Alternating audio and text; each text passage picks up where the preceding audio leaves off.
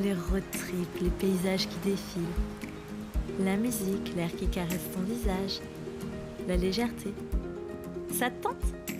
Allez, monte à bord. Derrière le volant aujourd'hui, c'est moi, Alban. Une femme avec une grande soif de découverte et d'aventure. Après un burn-out, je suis partie seule en Inde. J'ai compris l'urgence de faire de moi ma priorité. Et que ce qui m'anime, c'est d'aider les autres à le faire aussi.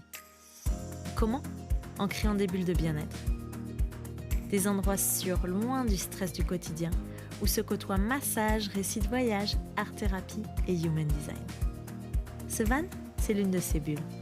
Un safe space pour te montrer que voyager est à la portée de tous et te motiver à le faire à ton tour.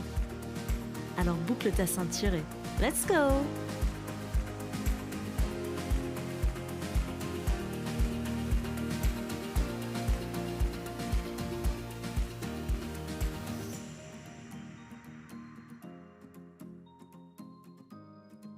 Hello, bienvenue dans ce 52e épisode de Chronique de voyage. Aujourd'hui, j'ai envie de te partager 9 conseils pour t'aider à mieux vivre une situation délicate en voyage ou à l'étranger. Parce que déjà, vivre des grosses manifestations, un cyclone ou je ne sais quoi du genre, depuis chez soi, c'est pas une partie de plaisir. Mais si tu rajoutes le fait que tu es dans un lieu inconnu, ça peut assez facilement devenir la panique à bord. Donc évidemment, c'est des conseils généralistes basés sur mon expérience. Ils ne sont pas adaptés à toutes les situations. Mais l'idée, c'est que tu puisses venir puiser là-dedans pour y adapter à ce que toi tu vis et t'aider à le vivre au mieux. Le but aussi de cet épisode, c'est de rassurer les personnes qui s'empêchent de voyager parce qu'elles ont une petite voix intérieure qui est digne des scénaristes de Spielberg qui te font croire que tous les scénarios catastrophes vont arriver en voyage. Donc moi, mon idée avec cet épisode, c'est de montrer que oui, une situation délicate, ça peut arriver. Mais si elle arrive, là, tu as des clés en main pour pouvoir t'y préparer, pour pas te laisser complètement affecter par ça, pour pas que ça se transforme en traumatisme et que tu puisses quand même profiter de ton voyage, que ce soit là, mais tu vas pouvoir continuer à voyager. Tu vas même être fier de te remettre de cette situation délicate parce que tu auras les clés pour l'affronter, parce que tu en es capable. Ça me tient à cœur de montrer la réalité de ce qu'est le voyage. Donc c'est pour ça que j'ai envie de te parler aussi des choses moins belles. Et je trouve que c'est important. Et ça évite en fait justement que si ça t'arrive une fois que tu voyages, que tu t'étais pas du tout préparé, là ça peut se transformer en traumatisme. Qu'avec ces quelques clés, tu le vivras au mieux. Donc j'espère que ce genre d'épisode un peu préventif qui te montre la réalité, ça te plaît. Viens m'en parler, viens me dire. Et en attendant, je te souhaite une belle écoute.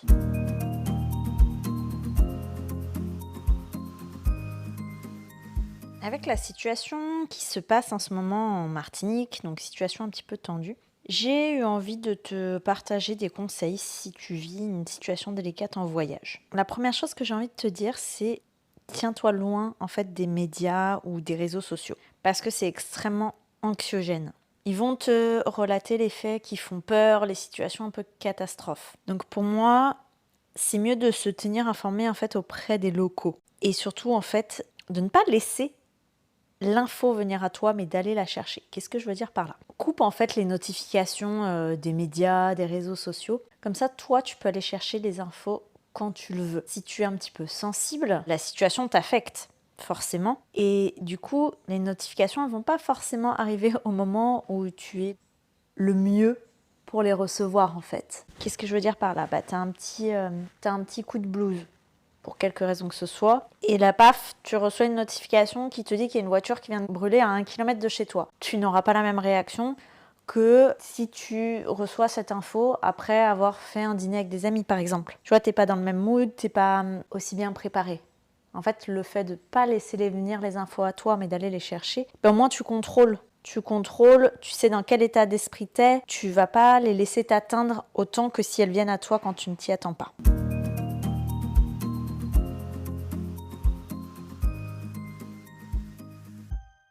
Je te disais aussi, tiens-toi informé auprès des locaux. Donc si tu es dans un endroit francophone, si tu parles la langue, ou si tu arrives à te faire comprendre avec les locaux, vraiment, ça va être ta meilleure source d'information parce qu'ils ils vont pas chercher à t'envoyer le scénario catastrophe. Ils vont te dire ce qui les touche de près. Ils vont te dire aussi les mesures à prendre parce qu'ils ont l'habitude. Je pense par exemple, moi là, en juin, en Martinique toujours, il y a eu l'annonce d'un cyclone Beryl. Je ne savais pas quelles étaient les mesures à prendre parce que les infos te disent ouais, il y a un cyclone qui arrive.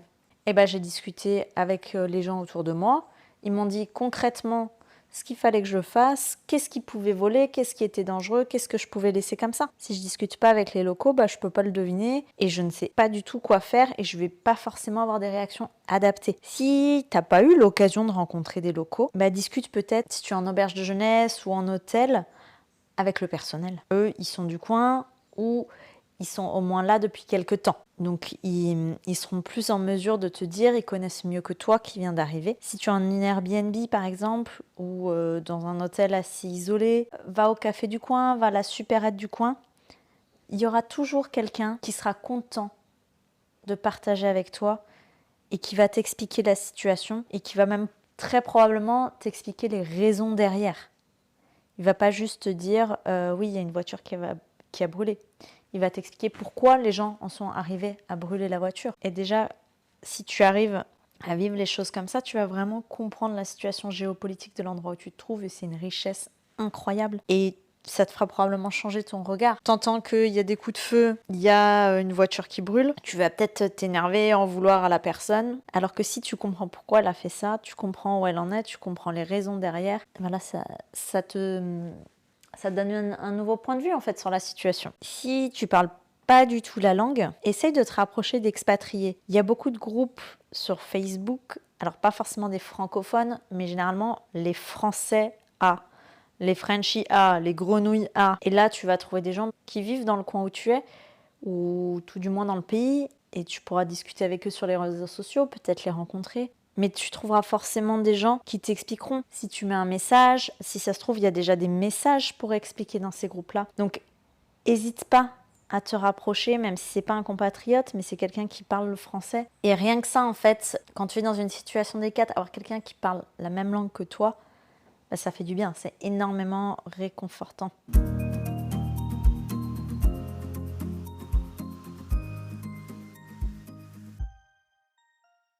Si tu es à l'étranger, c'est d'ailleurs plutôt recommandé de le faire avant ton départ. Mais alors là, c'est vraiment pour les Français. Je suppose que ça doit exister dans d'autres pays francophones, un système équivalent, mais en France, tu as ce qui s'appelle le fil d'Ariane. C'est un service en fait du gouvernement qui est là pour alerter en fait les personnes en voyage lorsqu'il y a des dangers dans les pays où elles sont. Donc ça te permet d'être alerté, d'être surveillé, de pouvoir avoir des contacts si besoin. Il faut savoir aussi si tu es à l'étranger et que réellement tu te sens en insécurité, tu peux contacter l'ambassade. Un point important aussi, si tu as un passeport de l'Union européenne, tu peux aller dans n'importe quelle ambassade de l'Union européenne. Ça n'a pas besoin d'être la France, ça n'a pas besoin d'être la Belgique, si tu es citoyen d'un de ces pays-là. Ça peut être n'importe lequel. Je sais par exemple qu'au moment du Covid, c'était l'ambassade d'Allemagne qui s'occupait en fait des rapatriements de tout le monde vers l'Europe. Moi, quand j'étais en Inde, c'était comme ça. En fait, ils organisaient pour les étrangers. Il y avait même des Canadiens sur ces vols-là. Ils rapatriaient en fait en Europe et après, une fois en Europe, ta propre ambassade prend le relais pour te ramener vers ton pays. Tu cherches peut-être pas à être ramené dans ton pays, mais c'est pour te montrer que même si tu n'arrives pas à joindre l'ambassade de ton propre pays, tu peux essayer de joindre une ambassade francophone pas loin de toi pour essayer de t'expliquer la situation, ce que tu peux faire, où ça en est.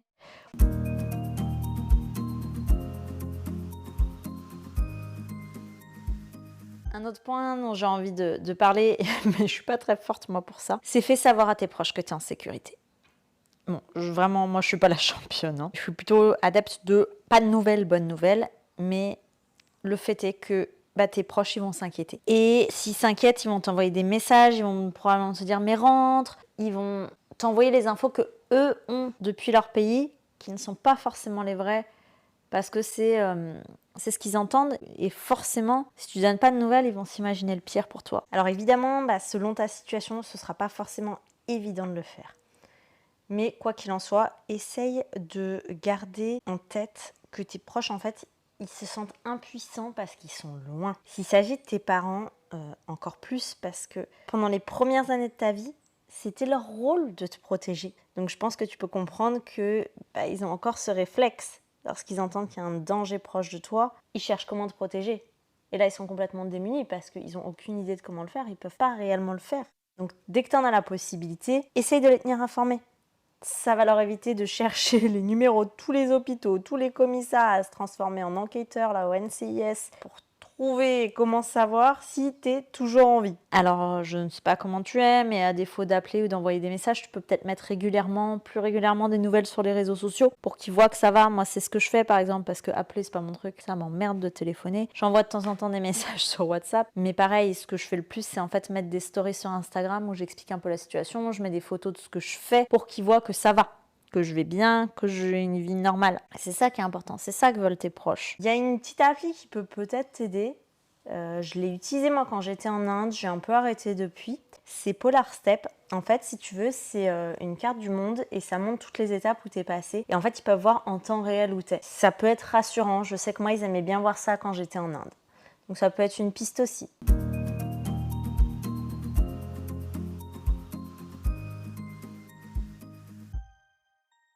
Si ça t'affecte aussi cette situation, essaye de trouver une activité qui te fait du bien. Alors bon, petit coquinou, si c'est ce que tu veux, fais-le, fais-toi plaisir, mais c'était pas tout à fait ça que j'avais en tête. Je pensais plutôt à de la méditation, du yoga, je sais pas, du sport si t'as la possibilité d'en faire, marcher, aller à la plage, t'as une plage pas loin, quelque chose qui te fait du bien, qui te change les idées. Moi, pendant le confinement en Inde, par exemple, je me suis mise à dessiner des mandalas. Ça a été une révélation pour moi et ça me permettait de ne pas penser du tout à la situation actuelle. Et si vraiment ce genre de choses ne suffit pas, les conseils que je viens de te donner ne suffisent pas, n'aie pas peur d'appeler un professionnel en fait. Tu as des psys qui consultent en visio. Reste pas seul dans ton coin. Ça peut te faire énormément de bien d'en parler.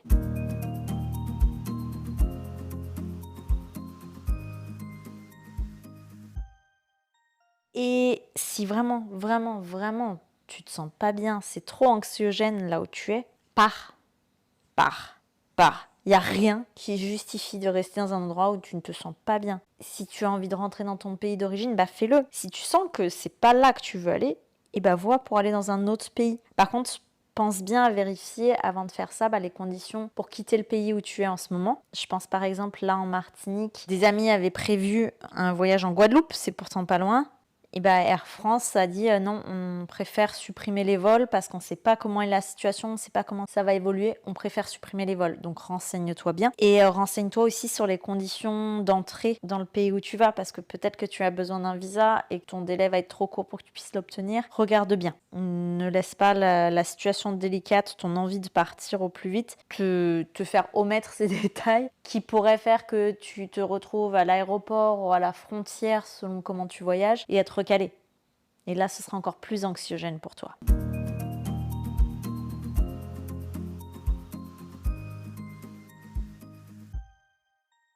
J'aimerais aussi parler de quoi faire pour les proches qui restent. Ok, tu as tes enfants qui sont dans un pays où il commence à y avoir des tensions. Tu as tes enfants en ce moment qui sont en Martinique, tes cousins, tes frères et sœurs, tes amis. Peu importe la relation, c'est quelqu'un à qui tu tiens, tu t'inquiètes. Qu'est-ce que tu peux faire ? La première chose, s'il te plaît, ne crois pas les médias. Ils te montrent toujours le pire. C'est pas forcément la réalité. Et puis si ça se trouve, c'est pas exactement la zone où se trouve ton proche. Par exemple, je reparle de la situation actuelle en Martinique. Moi, je suis dans un coin très isolé pour le moment. Et je touche du bois ou du singe pour que ça reste comme ça. Ils viennent pas, les conflits, ils sont pas proches de moi parce que je suis tellement isolée que c'est pas intéressant de venir jusqu'ici. Donc, renseigne-toi, demande à ton proche ce qu'il en est. Lui, il va t'expliquer la situation s'il est en mesure de le faire. Ou il peut peut-être, si vraiment t'as pas envie de lui demander toutes les 5 minutes non plus, tu as envie d'avoir les infos par toi-même, demande à ton proche qui est sur place, est-ce qu'il y a des médias locaux qui expliquent mieux ? Parce qu'il y en a forcément qui ne montrent pas les mêmes choses que BFM Télé si tu es en France. Donc, demande-lui.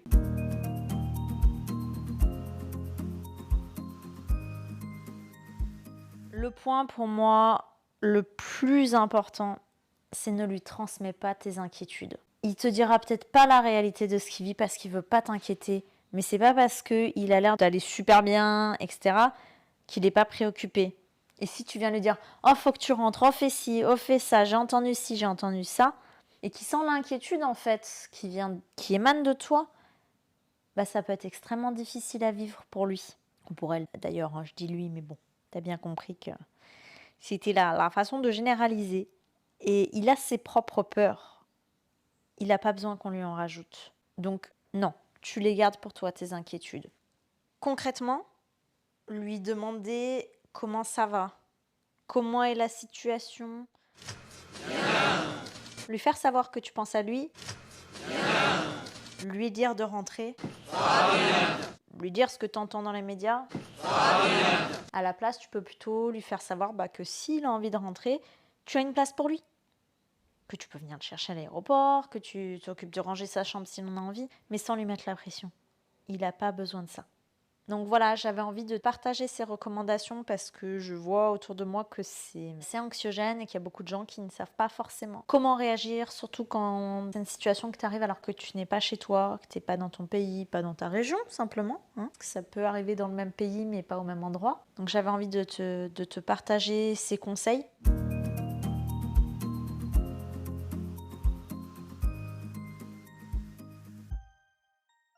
Je te fais un petit résumé pour que tu les aies bien en tête. Tu es en train de vivre une situation délicate. Coupe-toi des médias. Ne les laisse pas venir jusqu'à toi. Tiens-toi un maximum informé auprès des locaux. Demande-leur éventuellement de te tenir informé. S'il y a des situations, demande-leur quelle est l'attitude à adopter, les mesures à prendre. Avant de partir, tu peux t'inscrire, si tu es français, sur le fil d'Ariane. Tu peux te rapprocher d'expatriés, tu peux regarder, demander dans des groupes Facebook. Si tu te sens vraiment en insécurité, contacte l'ambassade. Fais savoir à tes proches que tu es en sécurité. Cherche une activité qui te fait du bien. Si tu en éprouves le besoin, fais appel à un professionnel, un psy ou autre. Et si vraiment ça va pas, pars. Et le petit récapitulatif, c'est dur à dire comme mot, dis donc. Si tu es un proche d'une personne dans une situation délicate, ne crois pas les médias. Demande à ton proche où tu peux trouver des infos. Ne transmets pas tes inquiétudes à ton proche, s'il te plaît. Les grandes recommandations. J'espère que cet épisode t'a plu. Dis-moi si toi, tu as vécu une situation délicate. Si tu as d'autres conseils, je les partagerai avec grand plaisir. Et je te souhaite une belle journée.